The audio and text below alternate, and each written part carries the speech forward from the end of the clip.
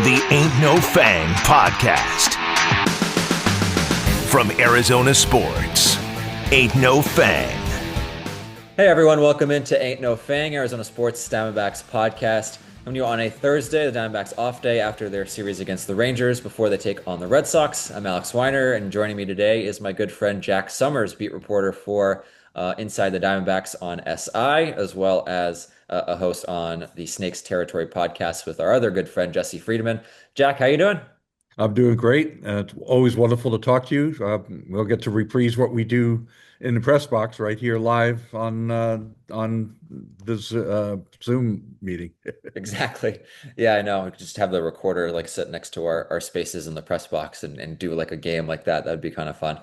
Or maybe it won't be fun. Maybe we shouldn't do that. But anyways, the Diamondbacks are coming off of a series victory against the Texas Rangers. We are in September, but I felt like this was a good spot since it's kind of a break in between the action to kind of take stock on where the Diamondbacks are and what's kind of left ahead of them. So for the Diamondbacks, they go into this day off with a 70 and 71 record. They continue to get right up to the precipice of being a 500 team. And then, typically they've fallen off a couple games and then have had to fight their way back up. Is this the opportunity for them to, get over the hump against this Boston Red Sox team? They are 71 and 70. They are 5.5 games back of the third and final wildcard spot, which still belongs to the New York Mets. The Giants are a game and a half ahead of them. The Reds are a half game ahead of them. I hadn't seen that till I just checked, by the way. The fact that the Giants have passed the Reds kind of tells you where those two teams are going. The Giants have been red hot lately. And then playoff odds, just to kind of break it down a little bit, the kindest to them is Baseball Reference, which has them at 5.9%. Baseball Reference is based off the last 100 games played, so that makes some sense. They're a little bit further below that on Fangraphs. They're at 1.2%, and then Pacoda basically has them at 0%. They're at like 0.2%. So with Jack joining me today, we figured we would kind of not exactly draft, but just kind of list off the September storylines that are interesting to us. Some are macro, some are a little bit more micro. And so Jack, as the guest, I will let you take first overall pick in what is kind of what's interesting to you when you look at the final 21 games of the regular season. Yeah, just one quick point to add for your standings that you gave. Okay. We are talking numbers now, elimination numbers. It's true. So the D-backs elimination number to not be able to pass the Mets is 17. Mm-hmm. So any combination of 10 D-backs of losses or by the D-backs or wins by the Mets, that total 17 means that they can no longer pass them. Got So it. Got it. keep an eye Yeah. on that one. That's a good note. And additionally, just, again, where they are versus where they have been, in order to get to 89 wins, which is where they were a year ago, they would have to go 19 and 2 the rest of the way. It seems rather difficult to get to 84 wins, which is, which was enough to make the postseason in 2023. Unclear whether or not it will be this season. It's possible, but who knows? They would have to go 14 and 7. And just to finish at a 500 record, obviously you just have to be one game over 500 the rest of the way, which would be 11 and 10. So with that, 5 September or 5, 6, however many we get to September storylines. Jack, what do you like first? Okay, so I think that the what type of team, what type of manager is Torey Lovullo, and what type of teams is he suitable to manage was a topic that I thought was really interesting to dive into, especially with the fact that we have so many young players on this team that are getting tryouts. So I think the first thing to remember, if you're thinking about what type of manager Torey Lovullo is, you have to think about what type of front office Mike Hazen runs and Mike Fitzgerald runs and Amiel Sade runs, because he's very much in tune and does not color outside the lines with regards to front office expectations. If he did, he wouldn't be here for 9 years. So whether it comes to player usage, who's available, who's not, strategy, matchups, all of that stuff, Torey gets a lot of information from the front office, and he adheres to it pretty darn closely. Now, maybe some people would criticize that he should be a little bit more spontaneous and go with his gut more, not be quite so scripted. And that's perhaps a legitimate observation. However, I will add that like doing that would mean going counter to a lot of information that he's getting from the front office. And if you do that, you're not going to be around for very long. You certainly don't last for 9 years. I worked in a major league front office, and I can tell you um, for sure when Bob Melvin got fired in 2009, it was because he and Josh Burns were not on the same page. Now, who was right, who was wrong is a totally different story. I'm not here to litigate that. Mhm. But, I was there front row seat watching, a manager not wanting to utilize the roster in the manner that the general manager had pieced it together. And that doesn't, you just don't last if you do that. Now, there could be other reasons a manager gets fired. But that's a big one, right? If you're not on the same page, it's not going to happen. Now, as far as the type of team that he has now, I mean, he's got a lot of young players vying for playing time and trying to cement their position on the 2026 roster. And I think that there's a lot of goodwill that Torrey is able to impart to these younger players. He letting them know what the expectations are. Just kind of like a little aside, he's very much anti-hazing. He doesn't believe in it. He doesn't allow it. So, he doesn't, the culture in the Diamondbacks clubhouse does not allow for veteran hazing of young players. He wants them all to just step right in, He feel creates a welcome. comfortable environment for younger players to learn and not have to feel like, uh-oh, I can't be myself in this kind of space. He's Exactly. good at that So, stuff. He's good at setting that kind of culture. I think that part certainly appeals to the younger guys and puts them in a more relaxed situation to be able to perform and come along. I do think that it would only be natural, and I don't really have specific examples of this, but it would only be natural that some veteran players, after hearing the same messages for 5, 6, 7 years, probably start to tune it out a little bit. But at the same time, really, they all respect him. I mean, I just have there's very few guys that I've ever seen even allude to not really appreciating Torrey and his approach and his communication style and the way he manages. Occasionally, a little, dissent rises here and there, but it's really very minor. All these rumors you hear about him losing the clubhouse, it just, there may have been incidents, some more recently that rankled a few veterans, but at the same time, I don't think that diminishes or washes away the goodwill that he's established with those veteran players over the years. Yeah, great points, and obviously great experience that you have in a front office to be able to, explain that point of view. Because yeah, when you watch a baseball game, on TV or even when you're there, they can feel like separate entities because, you just get so much face time with Torey Lovello, and the camera cuts to him if a decision doesn't go right, or some things happen. And as a manager, you still have to make in-game decisions and strategics, but at the same time, as you mentioned, you get so much information and so much input before the game. He meets with the front office immediately after the game, that they're not separate entities. It's part of the same side of the coin. So it's, we know how close Mike Hazen and Torey Lovello are, and we've seen kind of the effort that's been played on the field, the way that this Diamondbacks team has played since the trade deadline. I mean, this has been a really good team, one of the better teams in Major League Baseball since the trade deadline, as hard as it is to sometimes wrap your head around a team getting better after trading away so many good players. But they went 17-12 in August and have so far won their first series in September. So all that stuff is probably, the case for letting them run it back in 2026. What kind of version of the roster they're going to have? Is they're going to go out and add a bunch of veterans to try to supplement the young core that they have? Are they going to kind of ride with a lot of the younger guys and hope that the internal improvements will lead to more wins next season? So maybe that's part of the calculus in terms of what kind of team you plan on running out there.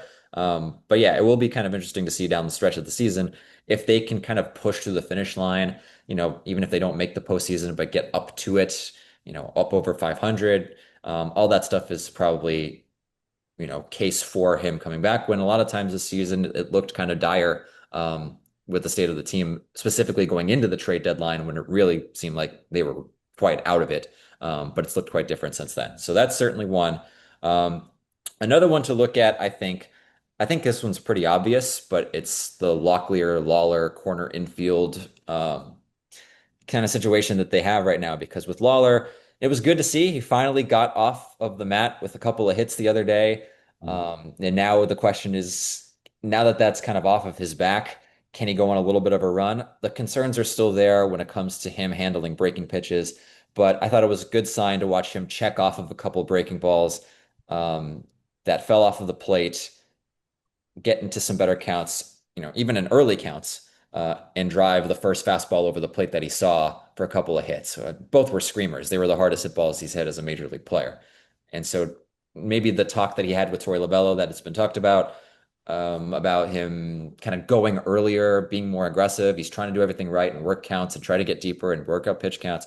But at the same time, if you're falling behind and you have two strikes and they can bury you with the breaking ball and they know that, you're going to be in a difficult situation. So obviously the Lawler situation is one that's been, at the forefront for years. He's been one of the top prospects in baseball and all these rankings since 2022.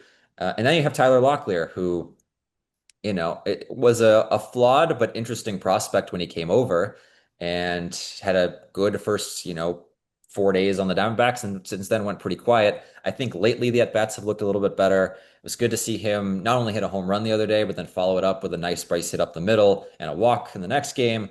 And so I think we're starting to see a little bit, but obviously there's a lot more that we need to see from Tyler Locklear before feeling comfortable about him being the, first baseman of the future, or at least somebody you feel good about going into next year.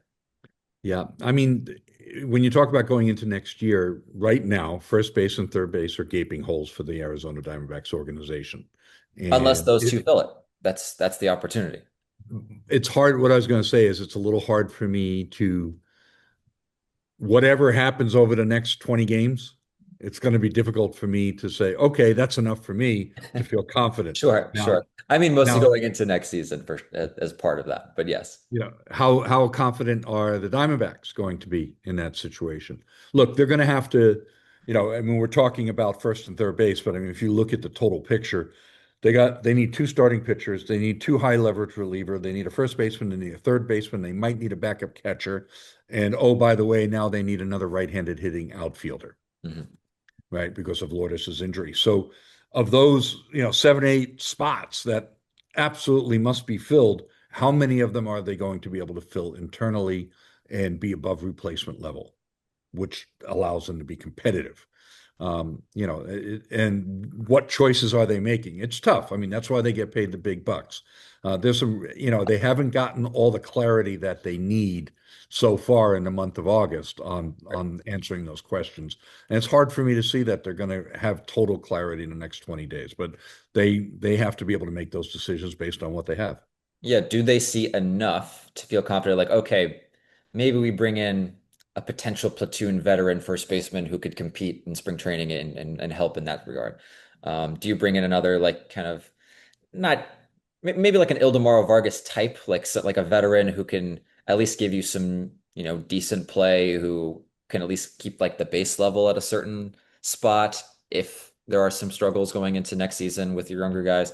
But I think it would create a little bit of confidence. I think it helps the player too to create some little bit of confidence going into your off season if you kind of can get going and prove to yourself at this level. I have a few games under my belt where I looked the part, and now we can kind of build off of that and work on kind of the warts of their game going in 2026.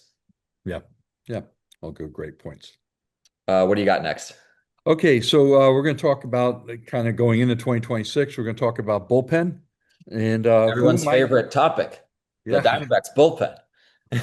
Well, the topic here is with all these relievers that they have, who do you got being a member of the 2026 bullpen? Mhm. Now, obviously, you start with talking about the injured guys, actually, because, Justin Martinez and AJ Puck, the earliest they're going to be available would be July. At the end of the day, I think Martinez had full Tommy John surgery, which is more than just the brace procedure. So he's probably going to have actually a longer timeline than AJ Puck, but we'll see. I mean, you don't know for sure on that. But the bottom line is neither one of them are going to be available for opening day, and neither one of them are going to be available July 1. Maybe some of one or the other of them are available around or after the All-Star break. We'll see. All right. So the first thing you have to look at beyond that is, okay, who's a free agent? Well, Jalen Beeks and Anthony DeSclafani are free agents. So whether either of them come back or they sign elsewhere, nobody knows. Then you have a number of players that are arbitration eligible, not yet free agents. They're either 27 or 28, but they're out of options. So Mhm. arbitration eligible but out of options means will they be tendered contracts? All right, so that includes Thompson, Ryan Thompson. Mhm. Actually, AJ Puck is in that category. Jake Woodford and John Curtis. Okay, so those are four players that are arbitration eligible, not yet free agents in 26, but they're out of options. So the team has to make a decision on those four guys. Do they want to offer contracts to them or not? I've actually seen speculation about whether or not they would tender AJ Puck, who's in his final year of arbitration. Mhm. It's an interesting question. I think they do, but I mean, there's a world where they don't. Then you have Kevin Ginkel, who actually still has an option next year. That's surprising to me. Yeah, I was too, but roster resource actually right now shows two. Hmm. So that means he has at least one for next year. But he's arbitration eligible. He's not a free agent until 27. And again, is he a non-tender candidate? And then Justin Martinez obviously is signed. He's not going to be able to come back before July or August, but he actually still has a minor league option as well. Hmm. All right. So then moving on, we have pre-arb players that all have options. And this is, kind of the more interesting guys. So you have Andrew Saalfrank, Yes. and I think he's a pretty good bet to be in the bullpen next year. You have Taylor Rashi. We'll see how that goes. He needs to pitch well for another month and show that he can continue doing this. Kyle Backus, he's been given a pretty high profile leverage role Mhm. here, and it's been a little bit up and down. He's got issues with getting out right-handed hitters. Yeah. He needs to improve that changeup. He's working on it. It's something that he's going for. It's something that the team wants him to work on, and really, that's going to be the determining factor. So keep your eye on Kyle Backus's changeup and his success with it against righties, and that'll be your indication of how solid his future is in 26. And you have Brandon Garcia, who probably has the best stuff of any of these guys, but he kind of would prefer to start. And right now, they're That's going still, to be an interesting subplot going into the offseason is what they want to do with him next spring. Because yeah, they have rotation spots open. yeah, exactly. Someone's going to compete for. And so I wonder if they have him like go into spring training with the idea that they stretch him out. And if he wins the spot, he wins the spot. And if he doesn't, um, great. You can use him for 3 innings in relief. And that's a valuable piece to have, especially in the beginning of the year. So he's pretty interesting in that regard. Yeah. Now he's a guy, remember, all of these guys have options. And so, like, as I go through this list, They're all going to come up and down a little bit. Most yeah, of them. Not there's going all, to be a but a lot of revolving them. door. Yeah. Look, if Garcia has a spate where he's not throwing strikes again, he's walking the house, then he's going to get sent down. Yeah. That's just the way that goes. Bryce Jarvis, I mean, the Swiss Army knife. Look at his, when you get a chance, go look up his X stats Hmm. this year. They're really good.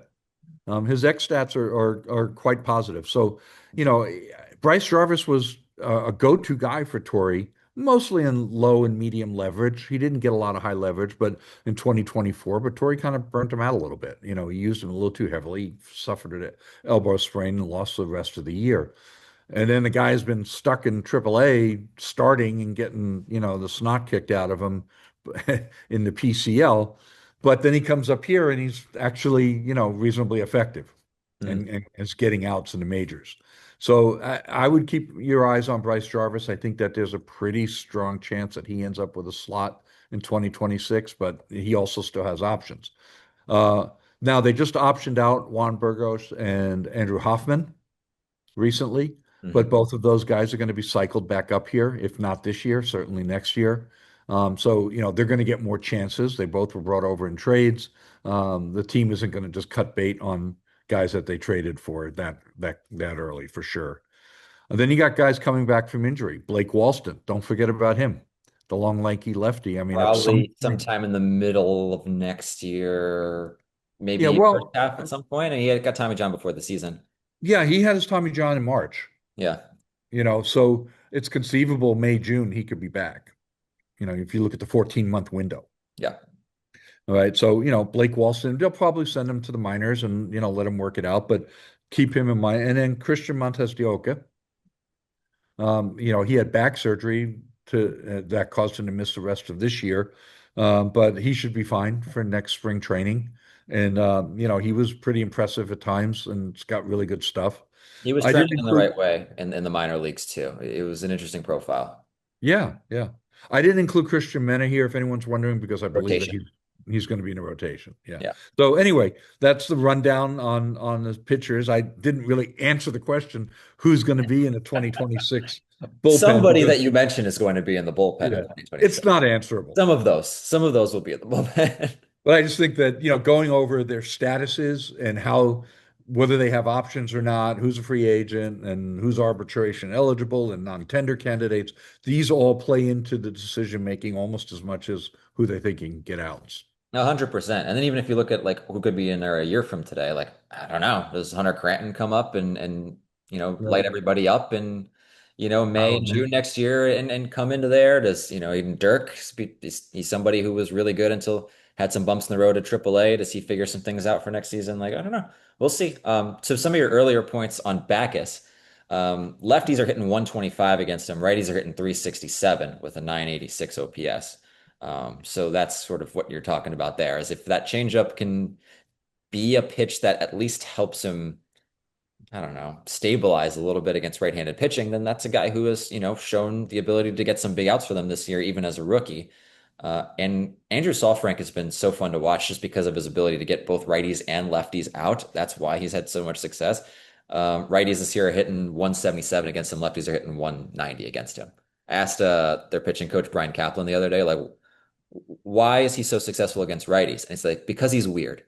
Because he comes up, he throws from a weird arm angle that the ball breaks a little bit differently. He's not this guy who's going to huck 95 miles an hour. It's slower, but he's been locating it pretty well.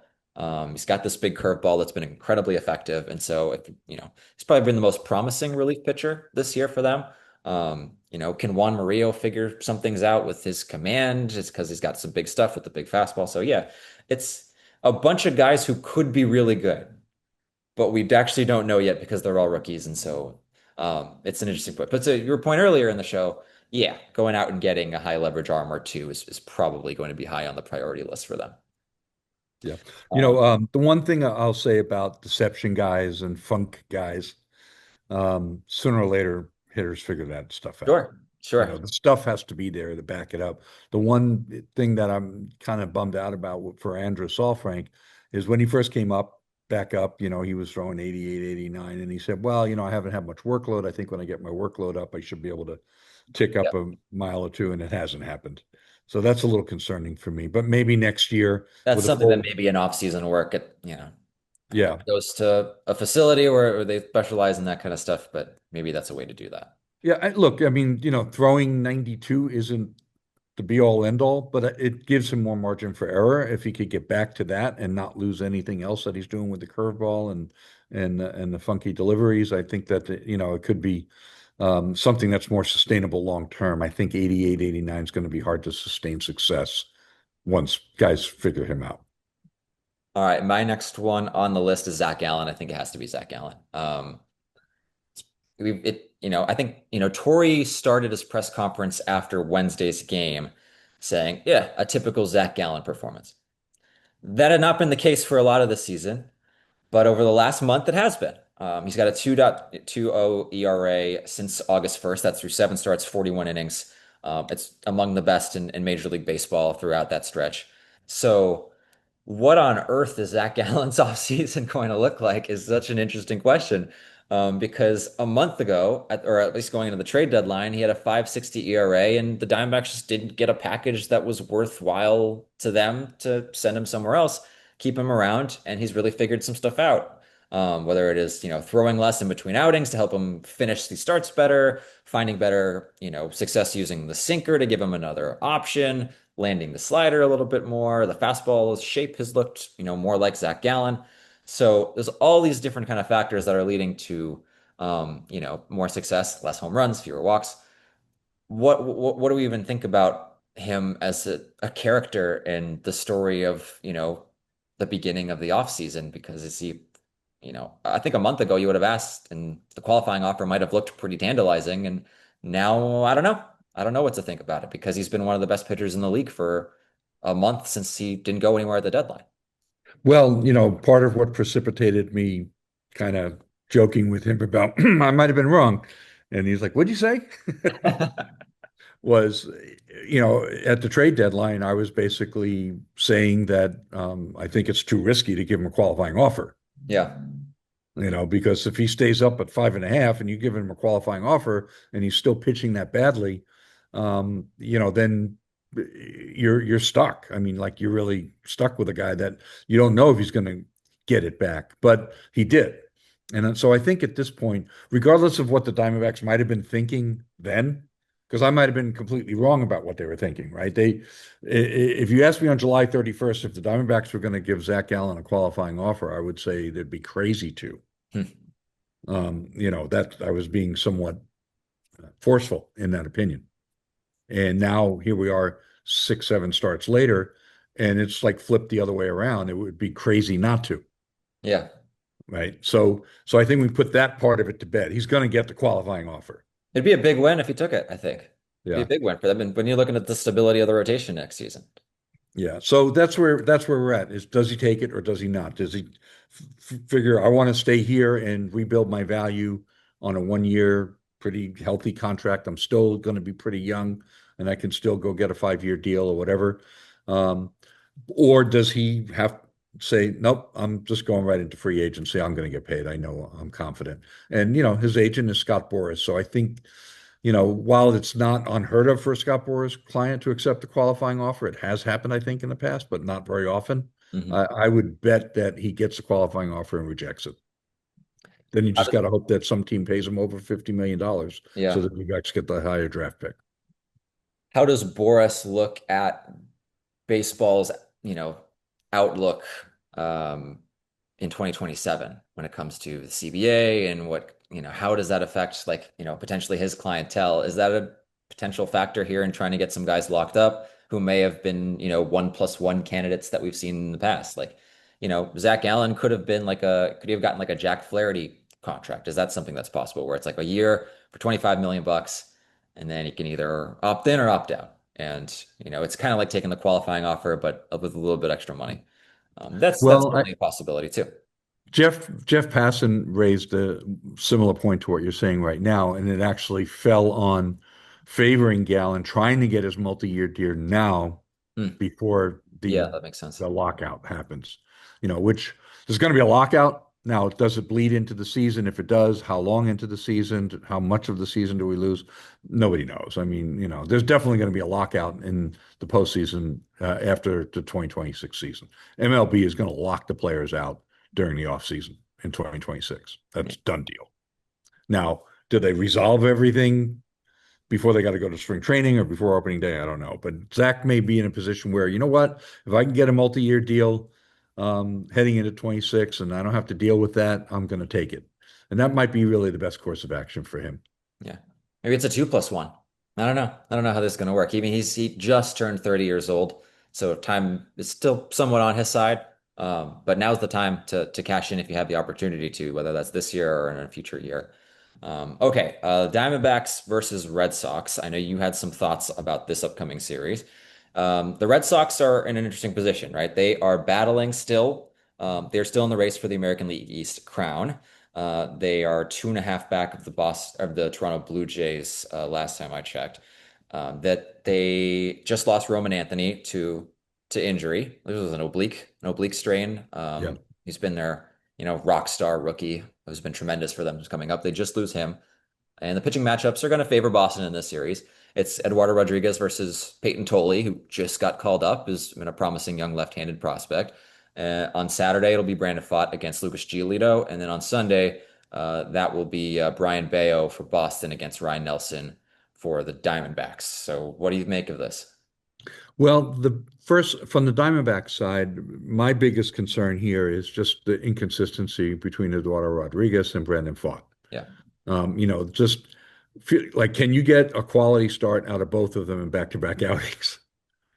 it's a good Um, question. I don't know. it's like I can't rule out either one of them having a good game. Of course, they're both capable of having a good game, but it's just been so inconsistent and hit or miss. It's hard to imagine. I mean, if you're rolling the dice, them doing it back to back. So that's my concern number one. Like, are they going to put the team in a hole? And considering the pitchers that they're facing, I mean, Toley's amazing. I mean, you look at this guy; he's got 96.2 mile an hour average four seamer. He throws a cutter and a changeup at 90, you know, and 90-mile-an-hour changeup. he's a left-handed starter who the Diamondbacks have not fared great against this year, although it's been a little bit better of late. Mhm. But their record is still sub 500 against left-handed starters. I bet you know that because you check those notes every day, don't you? Last I looked, it was like 18 and 22, but I don't remember what it is now. I have to go back and double check. I haven't seen it the last couple of days. But anyway, I mean, he's a rookie, though. He's only got one start under his belt. He went 5+ innings. Just seems like, a guy that they're not familiar with, a left-hander that with this kind of stuff, going against Erod, who seldom puts together back-to-back really good outings anymore. It seems like a tough matchup to get the series off on the right foot. Mhm. And then you got Fought versus Giolito, and Giolito in his last 37 and two-thirds innings, he's got a 2.39 ERA. He's been great the last 2 months. Yeah. So I mean, they're going up against a really hot veteran pitcher, and then it's Brandon Fought, right, who has just been extremely hittable. For whatever reasons. I'm not going to dive too deep into that. And then Ryan Nelson's been good, but he's been like at the lower threshold of quality starts, 6-3. Yeah. And Bayo, I mean, another guy, he's 95 mile an hour sinker. 307 ERAs this season. I saw. I mean, he's had a couple of really good starts. Yeah. That 95 mile an hour sinker and 95 mile an hour four seam. He's got a sweeper, a change, and a cutter. He mixes everything up. I mean, he's just a tough matchup. And then you have Aroldis Chapman back there, closing. So they got to play downhill baseball against these guys. The offense has been a little spotty early in games. How many times have we been on no hitter alert through 4 or 5 innings? In the Yeah. last 10 days. The offense has to get on track early against these starting pitchers. They have to have some kind of game plan to get to them early and try to keep Chapman out of the game. Wholeheartedly agree with that. And then on the other side of it, watch out for Trevor Story, which is something we might have been saying about Diamondbacks Rockies games back in like 2017, but he's had quite a resurgence. Losing Roman Anthony is tough, but that's still a lineup that is pretty dangerous. So should be a fun series. It should be a busy series. Flo Rida's coming on Friday, and then Saturday night against the Red Sox should be pretty good. But Jack, thanks so much for taking the time to chat with me today. Thanks, Alex. Yeah, I'll see you at the ballpark tomorrow. Okay, see you tomorrow.